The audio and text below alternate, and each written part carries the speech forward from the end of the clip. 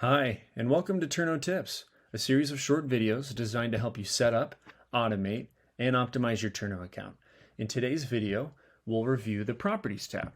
So over here on the left-hand side, we can click into Properties, and as you can see, we have all of our properties organized here. Now, very often, we'll be pulling this information from your PMS or from Airbnb, for example, but if that's not the case and you're not using any of those systems, you can also manually create the properties right here with the new property button. If I click into the property, we'll get different settings across the top. General, it's just general information about the property that a lot of this will be pulled over from Airbnb or PMS, for example.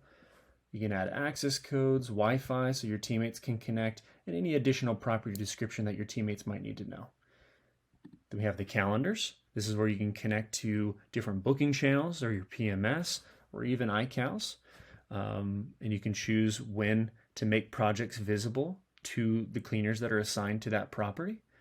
In this case, this account has it set up for 4 weeks before project start.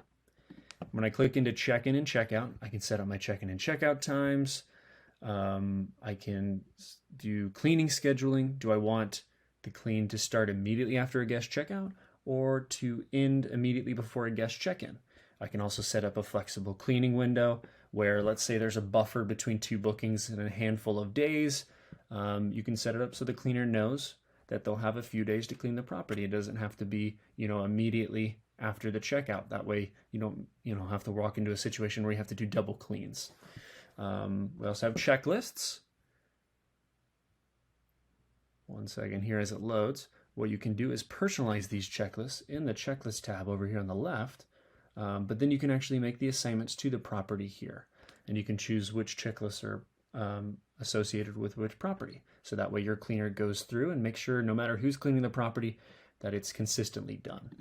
We also have inventory tracking. So you can personalize the inventory for that property and keep track of those certain thresholds. So whenever a threshold on that item goes below, the amount of that item goes below the threshold, the cleaner will notify you. And that'll be reported in the Problems tab. You can also add teammates, and you can choose whether that teammate is a primary cleaner or a backup cleaner. And you can also set their per project rate or a per hourly rate. And whoever's set as the primary cleaner for the property is the one that receives the first notification to accept that clean whenever the booking comes into Turno.